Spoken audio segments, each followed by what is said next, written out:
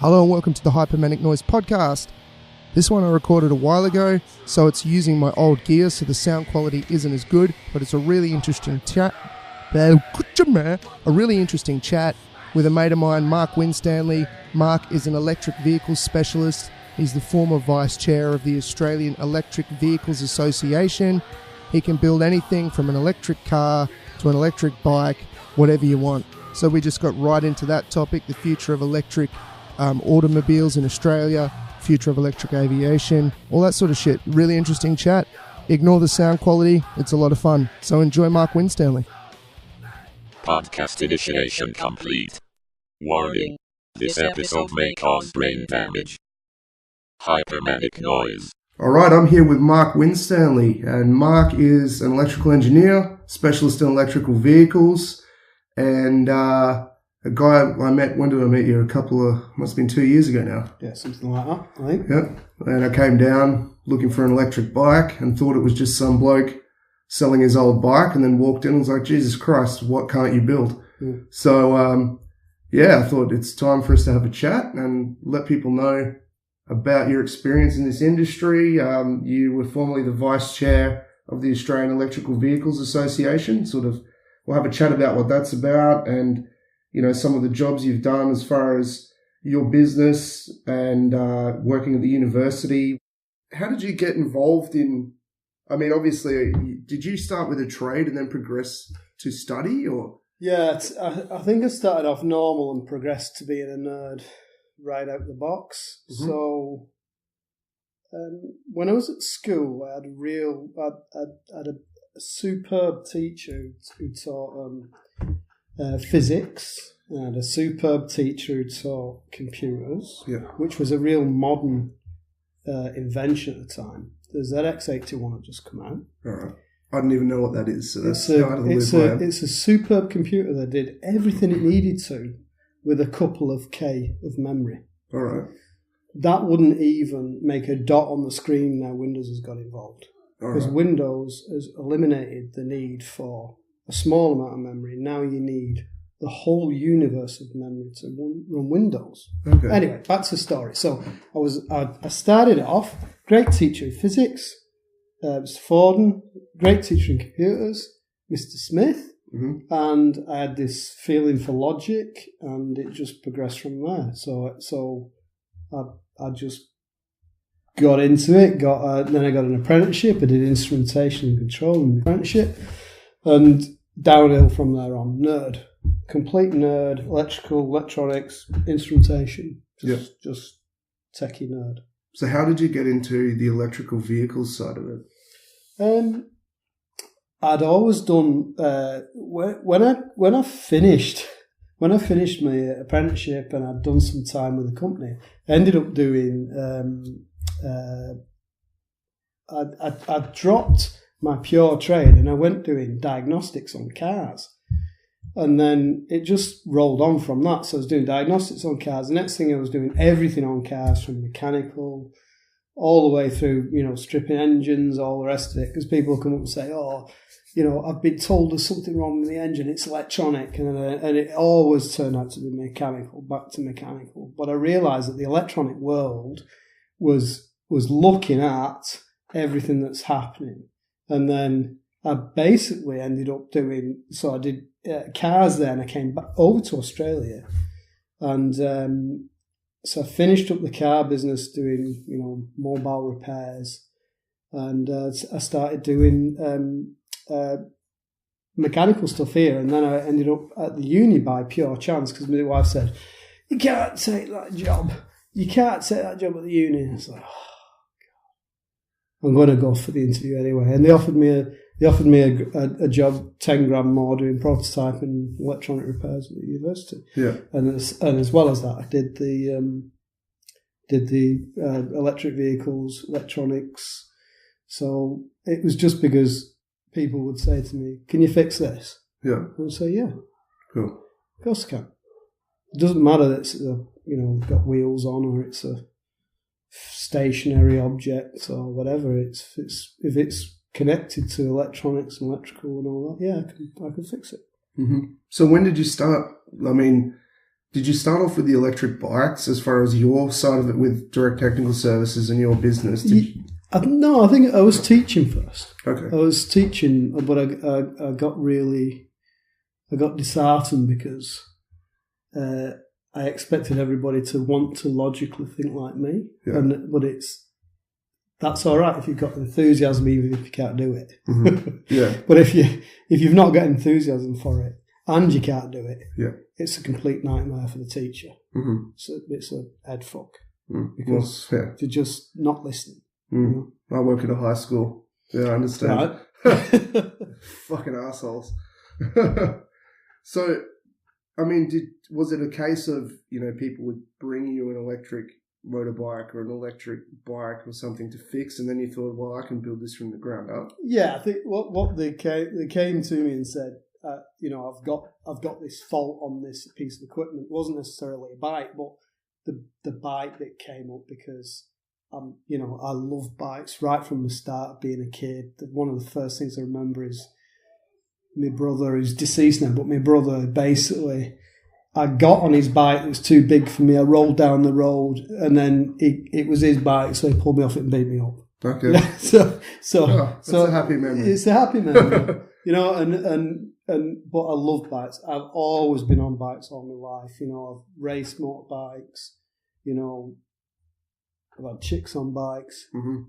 So it's always been bikes. Yeah. So because it was electric bikes, followed in tune with the bikes, and I'm not saying I just do bikes. I do anything. But the bike side of it was always the thing. I love bikes. Well, it's a big market at the moment as well. Mm. I mean, it's something that I'm starting to see electric bike magazines and newsagents. Yeah. And, just a few years ago, even when I bought mine, it was hard to find information on that sort of stuff.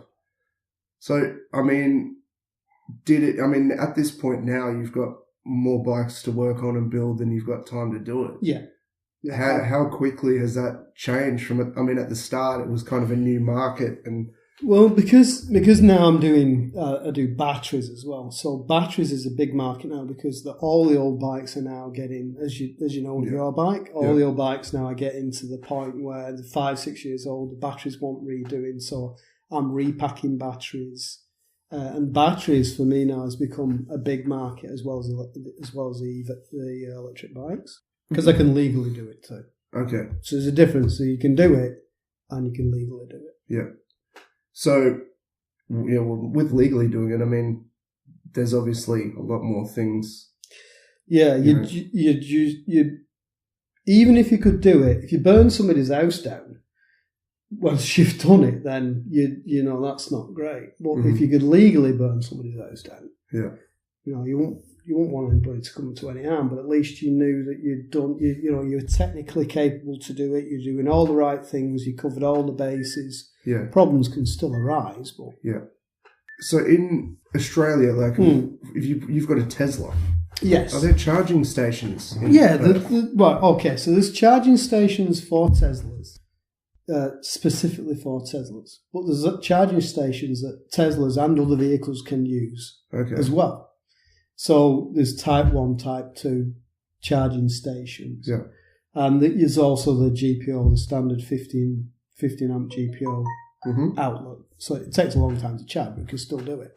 And in fact, the people have travelled across Australia in the Teslas and other electric vehicles, and where they couldn't get 32 amp charging or they couldn't get the fast rapid charge, they've dropped onto the 15 amp GPO and use that to get across. So if you've got an electric vehicle in Perth, how many places have you got that you can charge it up? Well, you could charge at every single person's house that's got a 15 amp GPO. Okay. That to me, there's more flexibility in an electric car charging and refueling it, if you call it fuel, refueling it, than there is the ability to fill your car up with petrol. Okay.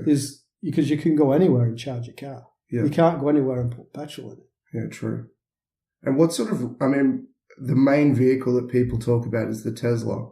Very fast. The Prius, I guess, is a hybrid. The Prius is a hybrid. it's not a plug-in electric car. It's an electric car that derives power from a small engine, and it tries to run efficiently so that when you come to a set of lights or something like that, the engine cuts off, it runs on electric power up to a set speed, and then when it requires more, the IC engine, internal combustion engine, kicks in and develops power. So what's the advantage of that over a pure electric car, or is there an advantage or a disadvantage? The advantage there is you could go as far as the fuel, and you can drive very efficiently, so you reduce the emissions to the environment. Mm-hmm. An electric vehicle, a purely electric vehicle, will just run on the electric that's put into the car. So if you charge that from, let's say you had an off-grid power supply and you charge your car from that, then basically, apart from the emissions that were emitted when the solar panels were made and things like that, and the batteries, then it would be completely emission-free.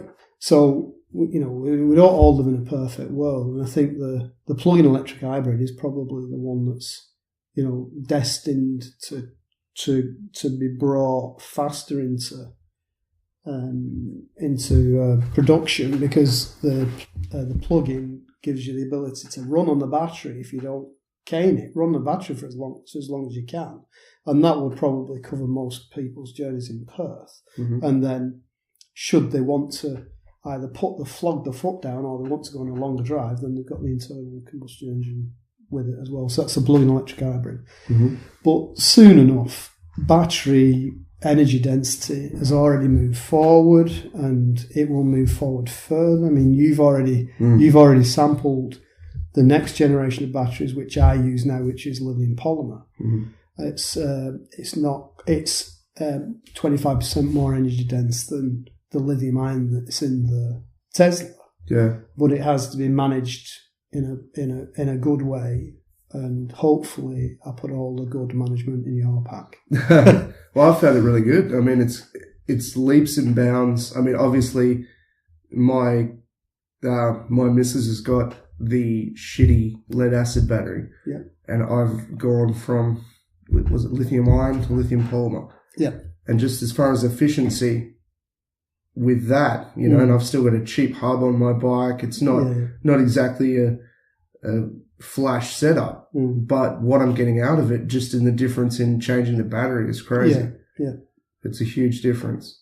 So where do you think it's going? I mean, there's a lot of countries that are now committing to banning combustion engines. Thank God. Yeah. Yeah. Basically, we have to go that way. Like, environmentally, as much as the planet will go on without the human race, definitely will. Probably still be flies about. Yeah. But the beyond the human race, the Earth will keep going. Yeah. We can't live in any other place than a suitable environment.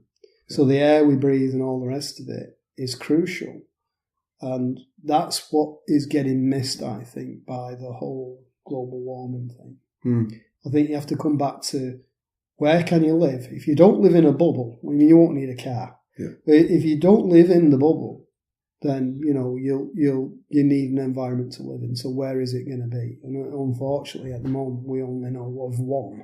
Yeah. I've heard that somebody say in an interview before about the environmental impact of actually creating the battery in the first place. Sure. Well, there's energy use and there's. Let's talk initially about the problems with the environment. So the problems right now with the environment, if we look at global warming, there is an increase in temperature, blah, blah.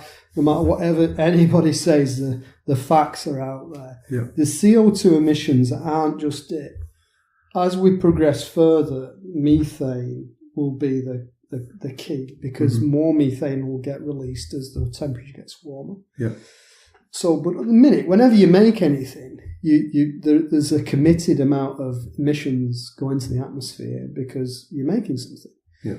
Lithium batteries can have some environmental damage, but they are a lot less damaging than the old batteries making the old batteries. They're easily recyclable.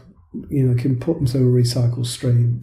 And there are companies at the moment building up to try and grab the products from batteries, from lithium batteries. Lithium batteries, I think, will be the key for the next 10 to 15 years. They'll be the moving forward, and it does.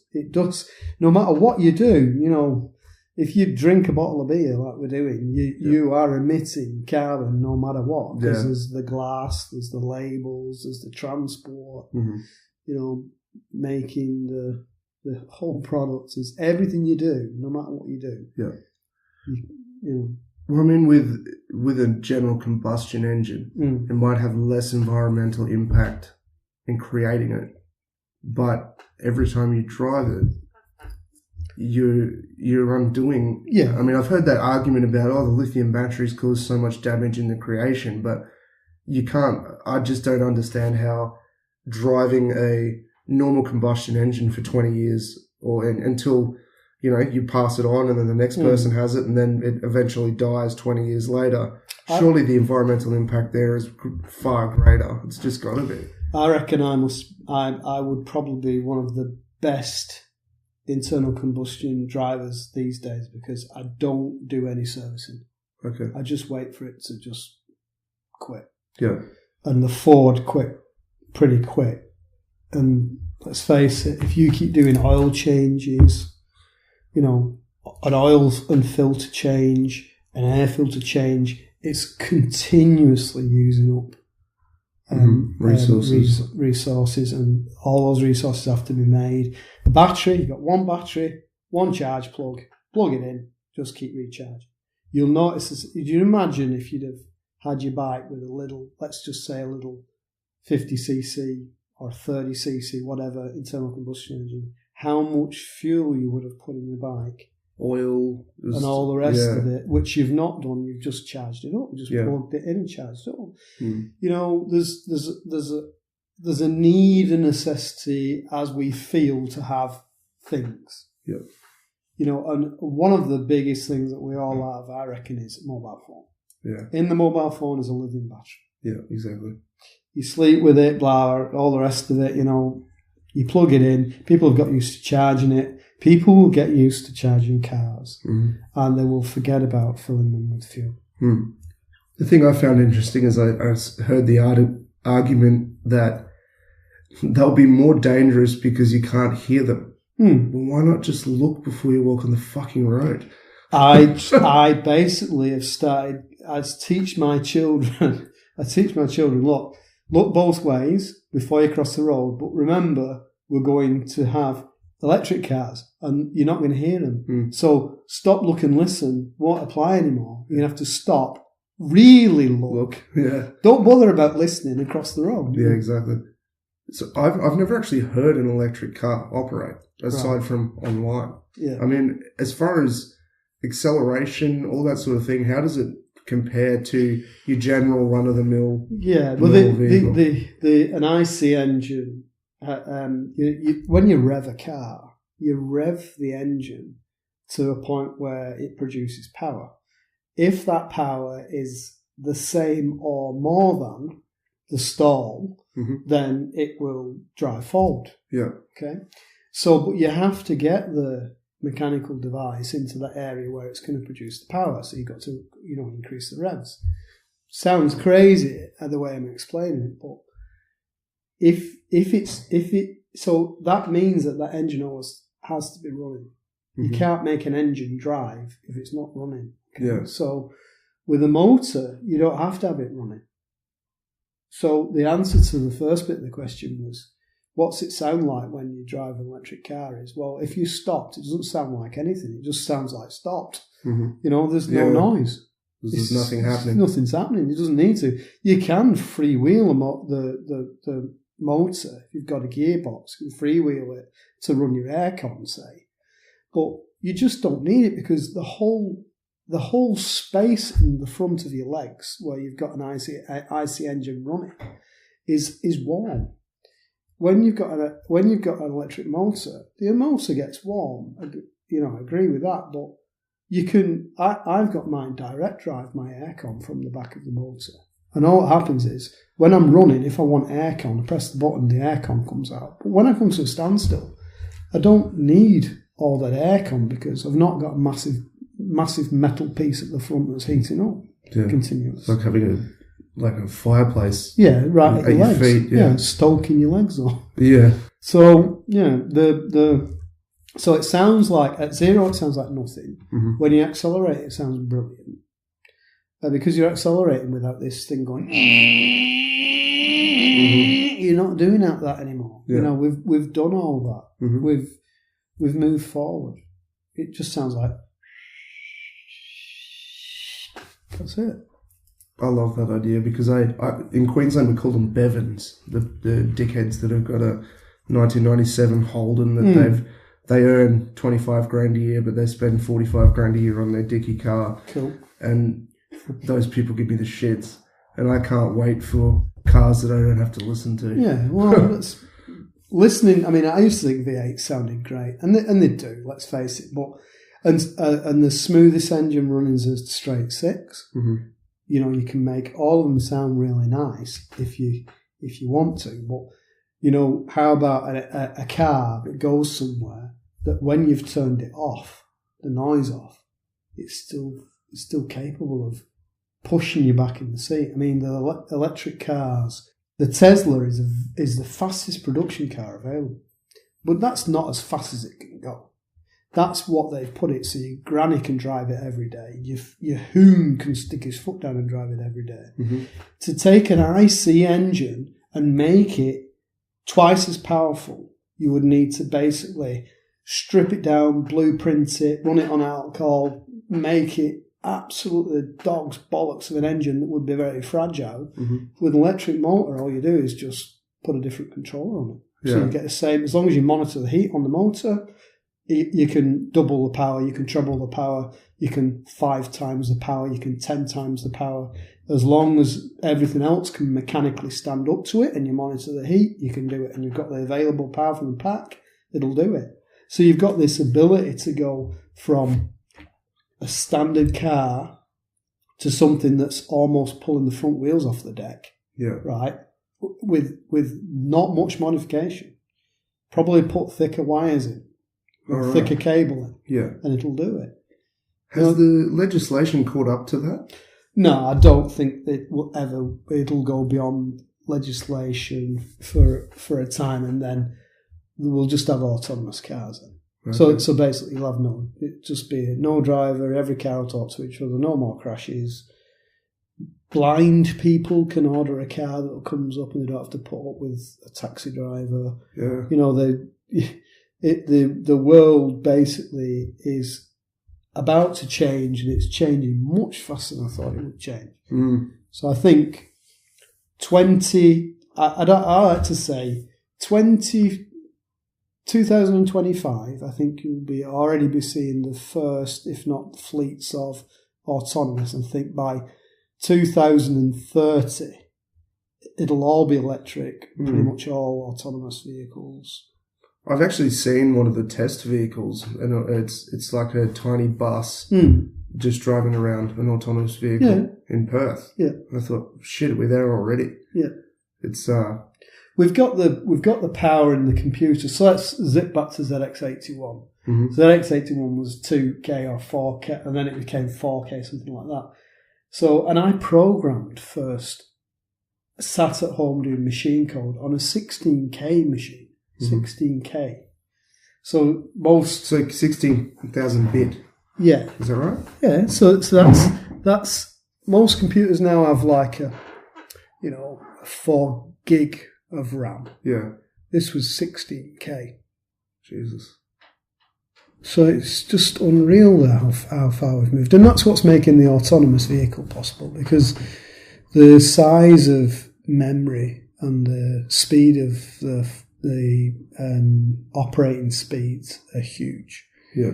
So you can do lightning fast calculations, and you can do you basically can react to things in nanoseconds. Much quicker than a human. Mm. Well, if you've ever driven behind a 70-year-old lady, doesn't.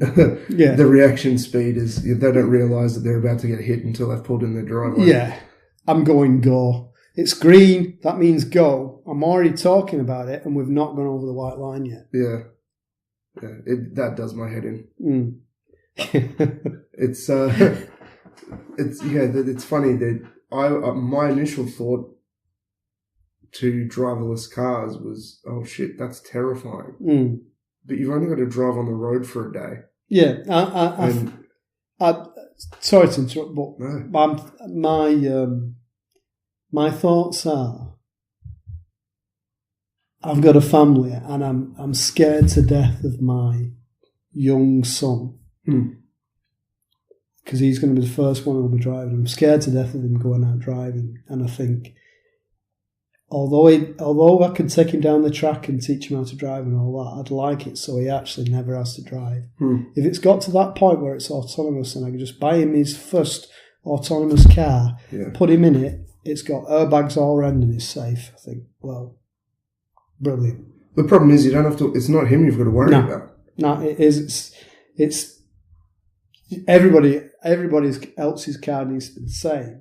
You know, that would be the ideal scenario where he gets in the car and everybody else has got an autonomous car. Well, I mean, there's twice in my life, and I've been driving for 15, 16 years, twice that I've been in danger due to me. And I wouldn't be able to count how many times I've been in danger due to some fucker. Oh, yeah. The crazy day in Perth. I talk you through a crazy day in Perth. It won't be a minute. So, sets out in the morning to go fly in the electric plane. And that's one of the other reasons I started electric is, especially with polymer, I started dealing with radio-controlled flying, which is one of the hardest things I ever did to learn. I'm hoping piano is going to be a little bit easier because I intend to learn that eventually. So RC flying was hard. Learned it on my way to the flying field. So I just come out of Perth off Charles Street, and you go through to the flying area beyond that, and somebody mounts the curb, runs along the curb for a spell, say 10 metres, and comes back off the curb. I'm like, what the fuck? What the fuck are you doing? Anyway, gets to flying, goes flying. Driving back on the freeway, must have been flying, a guy drives into my wing mirror on the side, not looking over his shoulder, on the left-hand side of the car, clocks me wing mirror, and doesn't even acknowledge that he's done it. So I basically gets to the mother-in-law's from that and thinking, this is a bit of a weird day, isn't it? So I leaves my mother-in-law's, drives up the hill, comes to the junction, and a woman runs up my house. So, they come in threes, but Perth's day out of driving is... No, I don't know what's going on. I don't know whether it's the whole... I'm not sure it's an Australian thing. It's Perth. I'm not sure if it's a Perth thing. For that. I don't know whether it's a mild, warm day or something in Perth, but I don't know what it is. But I get in the car and I just think, shit, I wish that I had that camera set up in my car. Wish I had a camera set up in my car. But it's most days. I think you need a lobotomy to get a license here, quite frankly. It's fun. And the moment water hits the road, I actually nearly hit a pole the other day because I went around a corner too quickly in the wet. So, and I was just so angry at myself. But there's people that do that a few times a week. Yeah, I think when it rains in Perth, you need to get cozier with something else. Yeah. So somebody else comes close to you and they're like, your braking distance was marginal before and now you've cut it in half. Exactly. You're not going to do it. Yeah. So I'm studying towards my pilot's license at the moment, and something that's coming up these days is electric planes. Yeah. How far away do you think we are from that?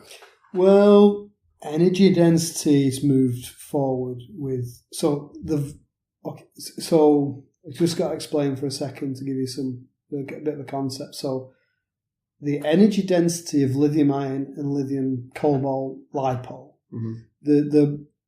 they're actually about the same, but the volumetric amount that you can get in cobalt is not as good. So they're lighter, but the volume tends to be a little bit bigger. Okay. So But the increase in energy density has already allowed electric planes to be, to legally fly. Mm-hmm. There are electric planes out there now, completely electric. Yeah. They tend to be of the smaller version. But if we go right back, the Wright brothers, they basically only flew because they had a powerful enough engine to do basically powered flight. Yeah. So they got the engine, they stripped it, they rebuilt it more powerful, they made it lighter, they put it on the plane because flying was already done. The Wright brothers weren't the first people to fly. They just did powered flight. Yeah. So we're at that very first stage, but we're at a very rapid uptake stage of it going from IC to electric. So rapidly we've gone to electric. Rapidly we've got 2-seater, 4-seater and 8-seater planes that are electric completely. It won't be long before, you've got big planes carrying a lot of people completely electric. Yeah. And I think, so to put a date on it, I would say you'll see the first plane carrying beyond, let's say, 50 people, all right? So the first plane beyond 50 people, I would say 2030, you'd see it. Mm-hmm. You'd see it. Well, I'm flying ultralights, and they've started to, with ultralights, there's a lot of experimental styles anyway, but there's a lot of interest around the electric side. Yeah. And with those sort of planes, because the maximum takeoff weight is 650 kilos, you could potentially not take a fat bird with you. Yeah, well, you don't do that. You don't want to do that in the first place. Leave her on the ground. I found it interesting because a lot of them will fly. Yeah. They'll make it to the thermals. Yeah. Then they'll turn it off and basically be a glider. Turn it back on and fly home. Yeah. So the big Boeing planes now, the engine characteristics have changed because they've gone to big fans. Yeah. So they've gone huge fans, lower RPM, which is basically electric. Okay. Electric, 0 RPM, maximum torque. So you make a massive fan, you turn it slower, loads of thrust at low RPM, you get it up to a nice, easy ticking over amount, and you're away. So electric is actually predisposed to become something that requires lots of torque at low RPM, and not really high revving. So it can high rev, but you can do multi-stage as well. So you can do multi-stage motor. So you can a low RPM motor, a high RPM motor. Stack them together, and all you do is you just turn in the inside. So you stack one behind the other, and you just turn in the shaft. Okay. If you're not applying power to it, it doesn't do anything. It doesn't need to. Yeah, true. If you can't put energy back into an IC.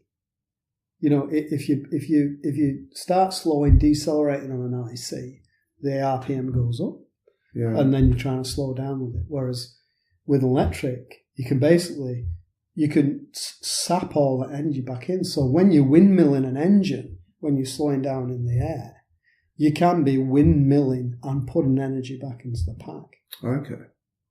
So yeah. So how do you think that would work? Would it be the battery packs will put in the wings in place of where the fuel was, or would it be just from an aerodynamic perspective? I know that obviously the amount with lift, there's less drag with the less amount of fuel. The only downside I could see with an electric engine is that the drag wouldn't decrease in that way because it's not losing any weight as it discharges. Yeah. So the prime weight of the initial weight of the structure would include the battery pack. Yeah. Look, there's the ability to drop a pack. Yeah. So you could almost take off with a pack and drop it. Yeah. If you wanted to. I don't think that's ever going to be an option because things falling out of planes is not really light. But you could get off the deck and drop the pack with jettison fuel. Mm-hmm. That's happened plenty of times. They take off, they get a problem, they jettison all the fuel over everybody else is washing, and then and away you go. They land again. So it's not a big deal to jettison something. It would just, if you remember the takeoff is the initial high development of power that's needed. Yeah. After that, it's pretty cruisy. So you've got drag, you've got your lift, but ultimately you could keep all that weight in. And don't forget, the plane takes off with that weight. That's its dead weight. It takes off with it. Yeah. So it can fly along at that weight if required. Mm-hmm. As it uses the fuel, I agreed it gets lighter, but it could still fly with all that weight. Yeah. That's interesting. So where do you see, what do you hope your role, I know you're trying to push your business of creating, electric bikes, electric motorbikes, all that sort of stuff. Yeah. Where would you like to be in 2025 when, would you like to be the guy that's on the billboard selling the new autonomous car? No, I'd leave that to Elon Musk. I think I'm happy repairing things. I've got too much to do. Yeah. And which is nice. Having too much work is sort of where you really want to be. Yeah, exactly. But I don't think I'm going to be selling anything real new. I'm still doing development and I'm still doing prototyping and all that. But no, that's not for me. Would you be interested in the aviation side of it? Yeah, I think that's a real. I think it's a big market. Well, that's for me as somebody that's going for their general aviation license. I want my own plane. Yeah. And you can get a combustion engine light plane with 2 seats, which is enough for me and the missus, for, anywhere between 5 and 20 grand. If there was an electrical version of it. Yeah. Would you go flying in a plane that I'd built? Well, I don't know about that. No, I would. Yeah. Well, it's just a matter of where the technology's at. If I knew it was going to be as efficient as as the alternative. But then again, so this is the thing. I think you could, frame-wise, and I think you could actually get the plane up in the air and it would be safer and more efficient than the combustion engine because you have a lot less weight. Yeah. Fuel-wise and just the space of the motor and everything. There's a lot of redundancy built into planes. Yeah. So they have redundant, ignition systems and so that you've got one and then you can switch over if you've got a problem. So the redundancy around electric vehicles, even though it's a plane, the redundancy around that would be, well, you could have 2 controllers. And the 2 controllers, they don't weigh that much. Mm. So your primary motor, okay, you could have primary motor up front, spins a big prop. Let's just say it's a propeller plane, just to make it easier. Yeah. So you've got primary motor up front, and then you could put a secondary behind it. Mm-hmm. Doesn't weigh anything, but it's just enough to create, enough to get you out of trouble. So all those redundancy things that you have in a petrol airplane. Yeah. You do all the same with electric. Well, and obviously you've got the area for the combustion to take place in the first place, and just the weight of the engine itself. Aerodynamically, there'd be a lot. I think you'd have to sort of play with that a bit. Yeah. Just because they've been designed the same way with the same technology for years now. Mm. But just from what I've read and seen, and in the ultralight world, the electrics get them up there. They want to go for a joy flight, they turn it off. Mm. They ride the thermals. If they need it back on, they kick it back in. Yeah. It just seems, provided everything's set up right in the first place, that it seems a lot less problematic. Yeah. The area to put your batteries is pretty much the same space as the IC engine. So you've got if you've got, a motor, the space that would have been everything to do with the IC engine would basically be battery. Yeah. and then you would put additional batteries elsewhere to wait out the plane crew. Like where? Well, I mean, the way they do that a lot of the time is where the fuel is. In those planes, the fuel's often behind. It's either in the wings or behind the passenger. Yeah, cool. All right. So when you build me a plane, I've got $40 as a down payment. I could build you a small one. You won't be able to get on it. Yeah, I seriously think that it has to happen. Yeah, we can't go along. Well, there's 80,000 flights per day, pretty much fly every day.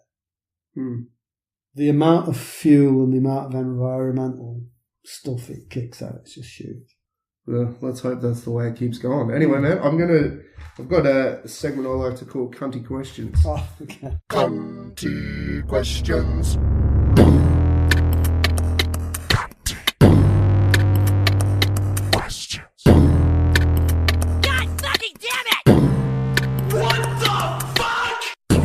So I'm going to ask you a few of these before we go, just to see what your thoughts are. They're very serious topics, as you can imagine.